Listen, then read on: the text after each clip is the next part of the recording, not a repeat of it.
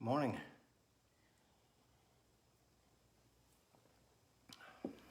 Morning and welcome to Coffee with Rich. I'm gonna go ahead and get set up here.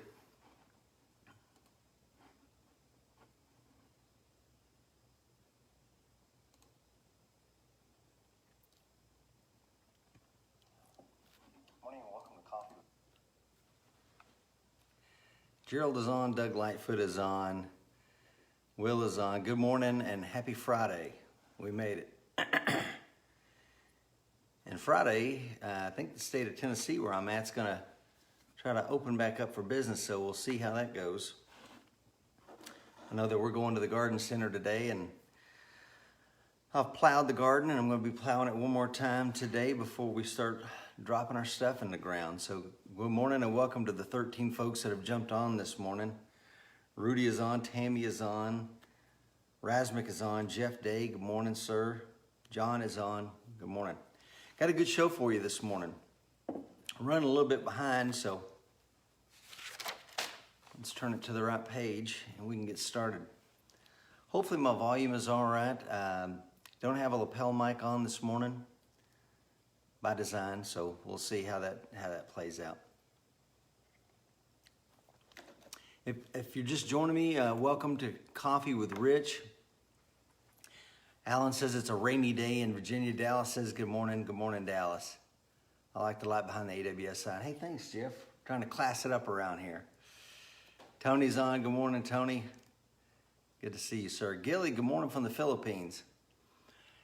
Like I said, I got a good show for you, man, and I'm not going to beat around the bush. Good morning and welcome to Coffee with Rich. I'm your host and tour guide this morning. Rich Brown, the co-host, co-founder of the American Warrior Society and the American Warrior Show, America's #1 self-defense podcast. And if you're not listening to the American Warrior Show, why not? We got some amazing shows. Mike and I put a lot of effort into that, and hopefully you'll enjoy it. Got a bunch of new stuff coming up for you there, so please stay tuned for that. Like I said, Rich Brown, retired Marine Corps officer, former cop, former regional manager for disaster preparedness and government operations for the American Red Cross. Today we're going to be talking about fire starting, man. And I'm not going to kid you. Let's just get this out of the way. I was like 6, 7 o'clock last night. I'd worked all day, and I'm like, man, I don't even have a show for tomorrow. And I started looking around, and my wife's like, what are you looking for? I said, well, what have I not talked about? What is really close to me?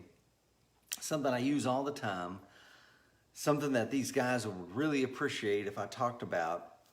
And I thought, well, I've never done one on fire, and I've got a pretty sweet little fire starting setup. And when I had my other podcast, Across the Peak, with former MARSOC Marine Justin Carroll, we did an entire episode on fire, and he and I played around with a lot of different ways to make fires.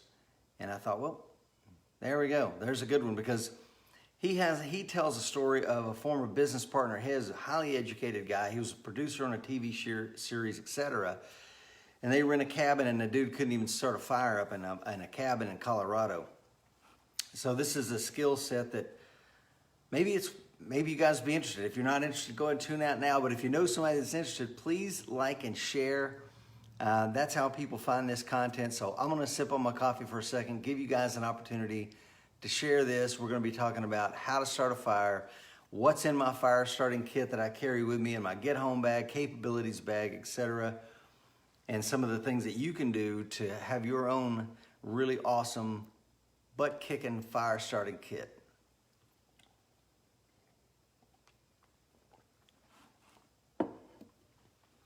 Okay, every Friday I talk about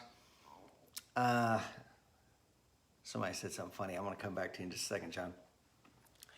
Every Friday I talk to you about a show you need to listen to or an article you need to read. Well, I'm going to make this show today into an article, because as I was putting it together, I'm like, there's some neat stuff here.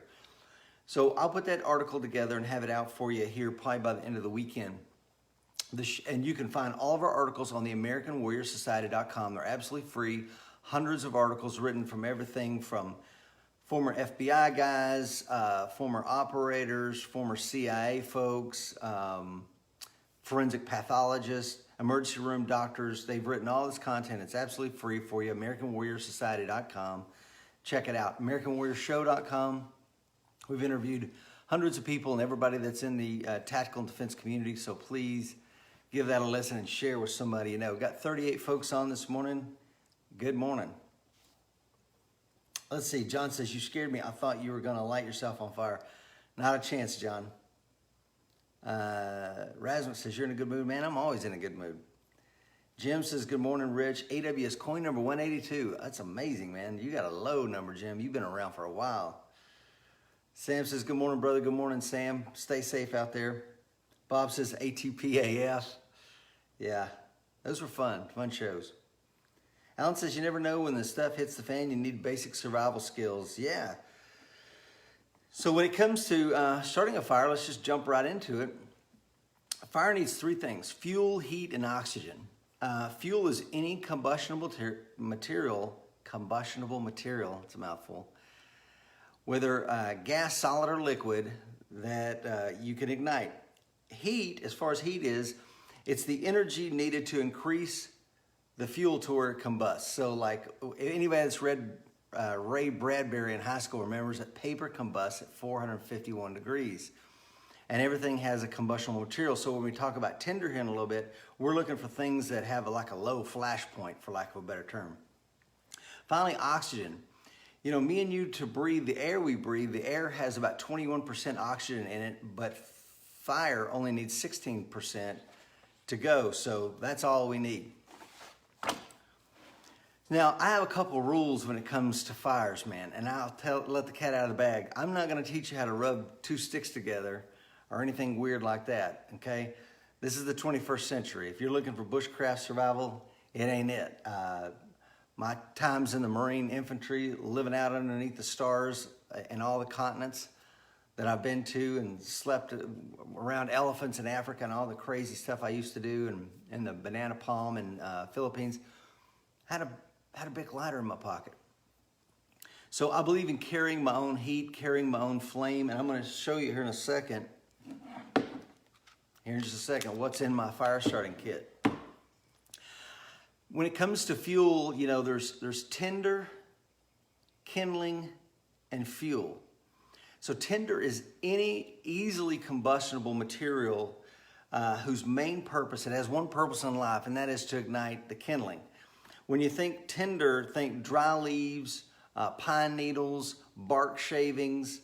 I normally like to have the tinder to be no bigger than like a pencil lead. Make sure that it can snap easily, and I like the length about as long as the palm of my hand. Okay, something that I can cup in two hands if I have to. I believe in carrying my own tinder as well, and we'll talk about that in just a second.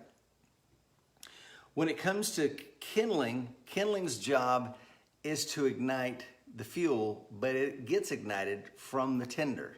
So the tinder ignites the kindling, kindling ignites the fuel. When it comes to kindling, we're looking at twigs and bark and stuff like that. My rule is like a pencil size, no bigger than the thumb, or an easier way to remember that is from the size of this to the size of your thumb, and about as long as from your wrist to your forearm. Once again, we're making sure that it's dry and dead enough to snap, or it's probably not going to work. Now, the other thing I would tell you, keep more kindling than you think you're going to need, just in case your fire starts to wane. You can put that kindling back on the fire and get it going again. I believe in carrying my own kindling, believe it or not, and I'm going to show you here just in a second, in my handy dandy little kit, what I mean. It's something called fat wood. Remember, all this stuff has to dry in order for it to work, okay? Now, before I get into my kit, so that's just a little bit. You need tinder, kindling, fuel. And the fuel are logs. So to keep our metaphors going here, when it comes to tinder, I said about pencil lead size, make sure it can snap. We talked about kindling. It needs to be between maybe the size of a pencil to no bigger than your thumb, about as long as here. When it comes to your fuel, I like no bigger than the wrist. And again, it's got to be dead, nice and dry. We'll talk briefly about what you can do to start a fire when the stuff is wet. But try to get it as dry as possible. And when it comes to the length, I'd like it about as long as my arm minus my, just nice and long so I continue to feed it into the fire. Now, hopefully that answers that. Now, before we get into my kit, I got 47 folks on this morning. Please like and share. I'm going to talk about what I carry in my kit. I'm going to talk to you about some unorthodox fire stuff. I'm going to talk to you about, what else have I got here? Some DIY fire logs that you can make for your home that are pretty cool. It's something that we do here on the farm. But before I get into it, man, please like and share. I need to pull something out. I got my go bag, get home bag sitting right here with me this morning. Please like and share. One of the things on my go bag, let's see if you can see that. Remove before flight. My bag is at all times TSA ready with the exception of stuff like this. But again, this can easily be pulled out so that I can fly. I've got a Leatherman on the side. It's got a remove before flight. But once those two things are taken off, this bag is ready to take off and fly the friendly skies. So my rules for my fire starting kit is it has to be TSA compliant. It does me no good if I have the most bad ass kit in the whole world, but I can't fly with it. It does me no good. So my kit has to be ready to fly. And before I show you what's in here, let's see who's on this morning. I see a lot of comments, and I like that. Let's see, Cody has joined us, my Brazilian Jiu-Jitsu coach. Good morning, Cody. I can't wait to get back on the mats, brother. Dan says, hello from the chilly state of Wisconsin. Good morning, Dan. Will Rhodes is on. Good morning, sir. Richard Clark is on. Good morning. John says, sorry you're late. I'm just happy you're here, man. Justin Wilson is on. Dan says, fire good. Jeff Day says, good morning, Cody. Gerald Lint from the dryer. Yeah, that's a great idea. We're going to talk about that. Gilly is on. Never learned to do the rub and sticks. Me either. Let's take a moment of that. You're saying, Rich, you were a Marine for 23 years. You've been to all these places. You've done all this stuff. You never learned the bow technique or any of this stuff. No, I didn't. And there's really... the time it would take for me to master a skill like that, I could have shaved a few seconds off my draw to fire time. I could have learned to pick a lock. I could have learned to breach a door. I could have learned some other skill. So as long as we're in the 21st century and we have access to matches and all other kind of heat sources, I'm going to put that one farther down on my list. I'm not saying it's not important. To anybody out there listening, if you know that skill, man, you're awesome. I wish I did. But I think my time can be better spent learning something else. Great point. Cody says, good morning, my friend. Rich says, Tonto, Tarzan, and Frankenstein, not think fire so good. Dal says, dryer lint. Yeah, Bob is on. Les, good morning. Great talking to you yesterday. And for all of our American Warrior Society members, you can do a 1-hour onboarding session with me, and I had a good conversation with Les yesterday. Glad to have you on this morning, brother. Justin says, great idea. Gerald says, carry a bag with lint in Oregon hunting. Yeah, I got one, something just like that we're going to talk about. Christopher's on, John is on, Rob Wren. Mr. Mike Seeklander has joined us. Mike, we're talking about my fire starting kit, man. Pretty proud of my little fire starting kit. Craig is on. Yeah, we had another, I think Craig and I had a conversation. Good to see you this morning. Making dryer lint and wax fire starters with my boys this weekend. Precisely, sir. That's one of the methods we're going to talk about this morning. Dryer lint and egg carton. Yep. Paraffin wax. That's another outstanding idea. All right. Let's get started.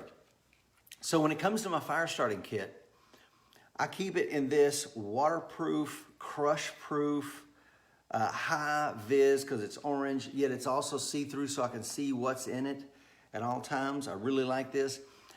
The other thing this thing does for me is if I get out in the wild, I can take my phone, empty the contents into this bag, stuff this bag in my pocket, and put my phone in here so that now my phone, see, this is an old broken phone. This isn't my phone. I'm actually talking to you this morning from my phone. But here's an old broken phone. I just wanted you to see my phone fits in there. So now it has another purpose. And my fire starting kit is still nice and dry, high visibility, I can see it, and I stow it away in my cargo pocket or whatever. Well, let's open this sucker up. Let's see what's in here. I don't know if you can see this before I open it up. And then I'll kind of lay out the contents. So in this thing, the most important thing is probably my Bic lighter. Like I said, I carry my own heat source. A Bic lighter should, according to the company, give you 1 hour of lighting with a big one, okay? It doesn't hurt to have something like this in your go bag, get home bag, something nice and big, but I carry 2 of these in my bag at all times. One is in another crush-proof case, and then this one is in here. The next thing I have in here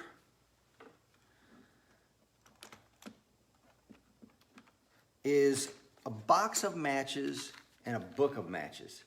Don't ask me why I carry 2 of these, but I just alternate heat sources. If the Bic lighter goes down, and they can and will fail. I had it one time, I went to the field as a Marine, went to light it, and the little wheel came off. And I had to go into something else. So, book of matches, box of matches.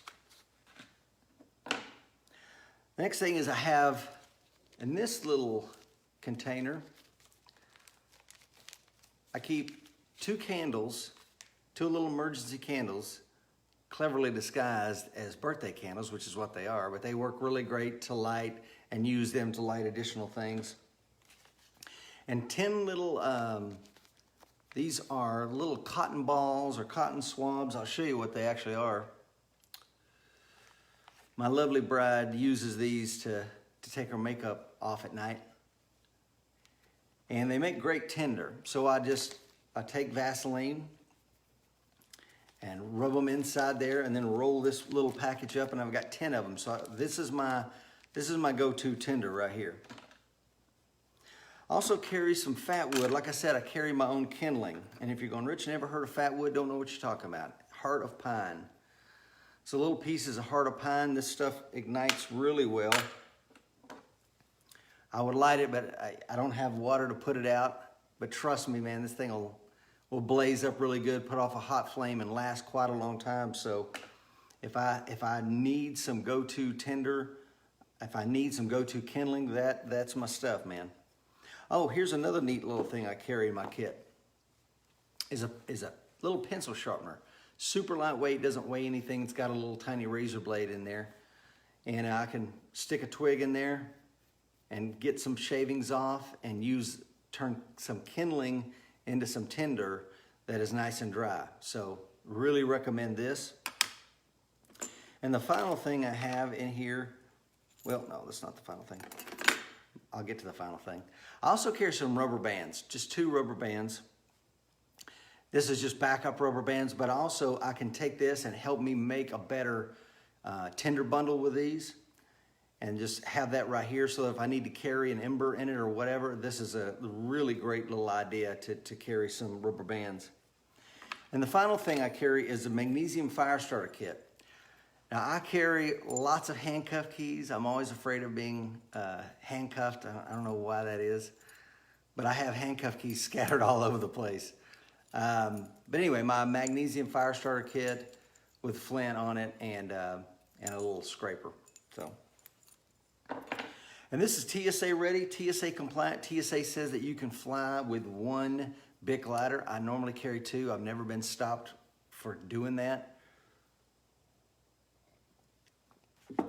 But I'll show you some other stuff I have to augment my kit. Now, TSA has a no knife rule, as we're well aware, which is one of the reasons why carrying this is so important. If I get to my destination and I forgot my knife because I took it out of my bag and whatever, and I find myself in a situation where I need to get the shavings, man, no problem, I still got this. In my get home bag, go bag, capabilities bag, whatever, I also have my quart size bag with all my 3-ounce crap, right? So I'm always ready to fly with this, and you'll see some chem lights in here with rubber bands on them. I guess it's a good time to talk to you about In the training vault, American Warrior Society, all the premium content is that Mike Seeklander, the current IDPA world champion, walks you through handgun, rifle, pistol. He's working on an entire series to take you from white belt to blue belt, I believe. We've got vehicle tactics. We got all kinds of stuff in there. Well, one of the things we don't have is a lot of the preparedness stuff that I did with disaster relief operations with the American Red Cross in my time in the Marine Infantry and stuff, putting all that to work. We're going to build an entire preparedness series. And one of them is what goes in here. And you'll be surprised about some of the stuff that's in here. Not only do I have insect repellent, not only do I have gun oil in here. Who says I can't fly with that? It's under 3 ounces. All my liquids have to be in here. Never been stopped with it. I've flown hundreds of times with this gun oil in here. But also I have Vaseline in here and hand sanitizer. So the Vaseline I can use to make more. I can take any toilet paper, whatever, put some Vaseline on it and instantly turn that into some really combustible tinder. Also hand sanitizer, man. Hand sanitizer puts off a beautiful blue flame. It's really flammable. Put a little bit of that out there, light it, and be careful because you're gonna think it's not burning. Trust me, I've burnt myself before. It is blazing away. You know what else is really wild? In my capabilities bag, I carry enough food for one day. Some chips and snacks and stuff like this, just nasty, high energy stuff. I don't have this in here always, but sometimes I do. A little bag of Fritos. Fritos, man, you ignite this Frito, and it's like a birthday candle. It's gonna burn nice, long, and slow, puts off a nice smell. But something like this in your go bag that you can eat it, you can ignite it and use it to have yourself like a candle for a while because of the oil that's in this.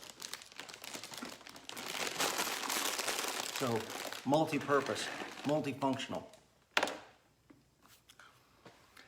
Somebody mentioned a little while ago about dryer lint.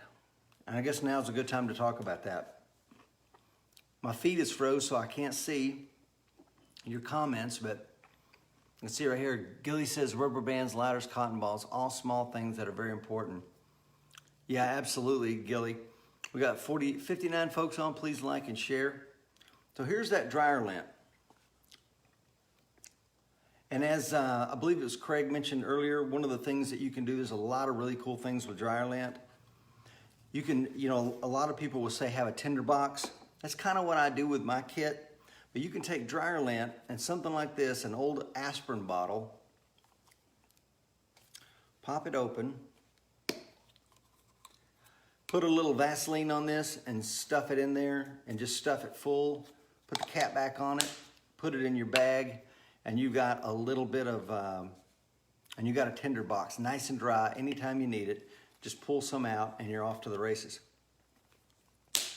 Or you can also use, this is one of the fire starter things that we do. My wife will collect these all year long, these little toilet paper rolls. And then we have dryer lint that she collects. And then we'll do, as you can see, some, what is that stuff falling out of there? Oh yeah, wood shavings. So I have a woodworking shop. I go out to the woodworking shop. I scoop up the wood shavings. I put that in here with the dryer lint. And then I'll seal it off with, I'll wrap it up in some newspaper, twist it up on both ends. But before I do, I take, I don't know if you have a wife that does these little Scentsy burners like mine does, but any old candle will work. Once these lose their smell, after they've been burned so many times, you can take that stuff and use it as paraffin wax to pour inside here. And then wrap it up with some newspaper, light the newspaper, and you're good to go.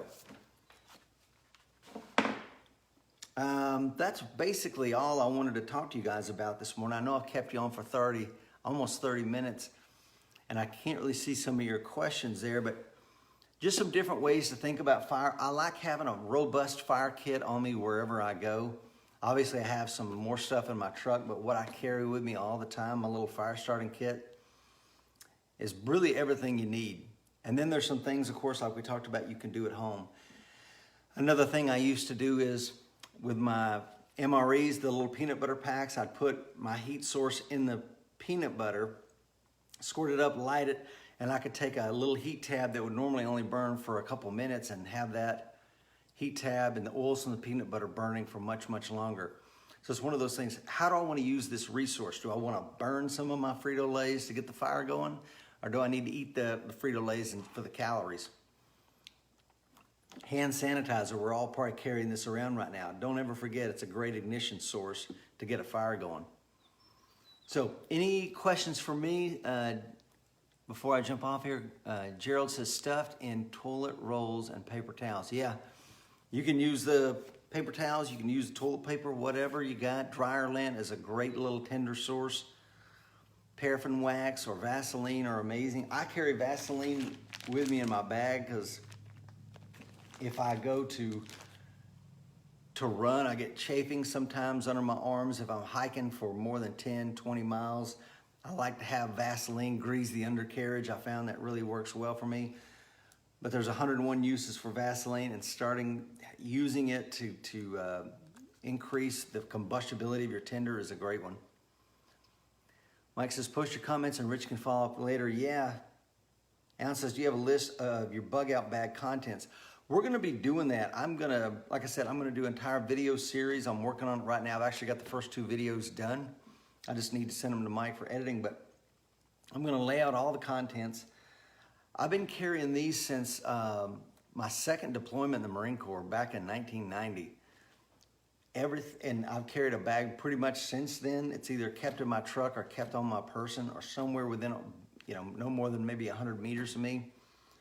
And we're going to go into everything that's in mine. Like I said, when I had Across the Peak, another podcast, we actually did 2 entire podcasts on our contents. So I'm going to get that for you, Alan, and you'll be able to find that in the American Warrior Society Training Vault. And then I'm going to do an article based on what we talked about this morning that it will be on the AmericanWarriorSociety.com. Jeff says, great stuff, Rich. Love the Fritos idea. Yeah, you never know, man. That stuff is so greasy, it ignites really well. Like I said, I would show you, but I don't have nowhere to throw it, and it's going to burn. I mean, incredible. You just, as soon as you touch it with a flame, it's off, like it's soaked in gas. I mean, it's crazy. Justice can't stop looking at the sign. It would look awesome in my gun room. I bet it would. Okay, folks, I want to be respectful of your time. Any final comments for me? Alan says, thanks, Rich. Thank you to I think we got up to 60-something folks on this morning, which is a pretty cool turnout. Jeffrey says, good stuff. Matt says, I stuff dryer lint in egg carton sections, coat them with wax, works great. Yeah, that's a phenomenal idea. I've done that myself. Anyway, thank you so much for coming on this morning. Stay safe out there, and remember, the fight is coming. Be ready.